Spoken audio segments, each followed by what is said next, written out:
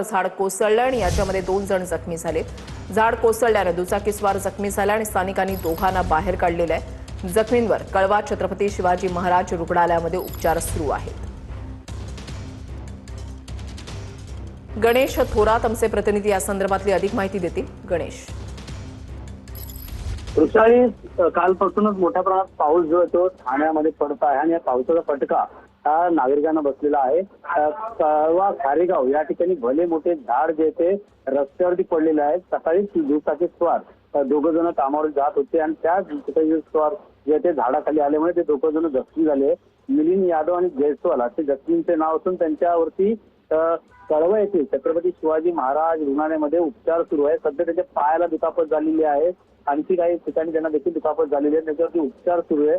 मात्र पाहायला गेलं तर हे भले मोठे झाड जेव्हा पडले तर स्थानिकांनी त्या ठिकाणी दखल घेत ताबडतोब त्या दुचाकी स्वारांना बाहेर काढलं। मात्र त्यानंतर आता घटनास्थळी आपत्ती व्यवस्थापन असेल, अग्निशमन दल असेल, ते घटनास्थळी येऊन ते झाड कापून बाजूला करत आहे।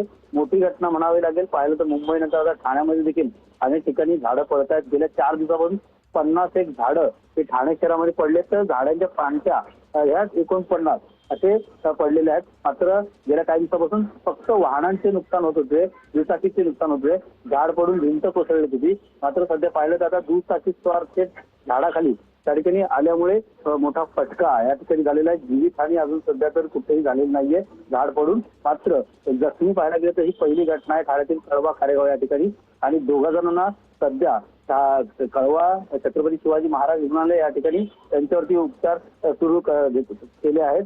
पाहायला गेलं तर अनेक ठिकाणी सखोल भागात पाणी असते, काही ठिकाणी मोठ्या प्रमाणात झाडं देखील पडत आहेत आणि गेल्या 4 दिवसापासून ठाणे शहरामध्ये विविध ठिकाणी अनेक वाहनांचे जे नुकसान झाले, त्यामुळे नक्कीच पुढे महापालिका यंत्रणा पुढे आता सज्ज झालेली आहे।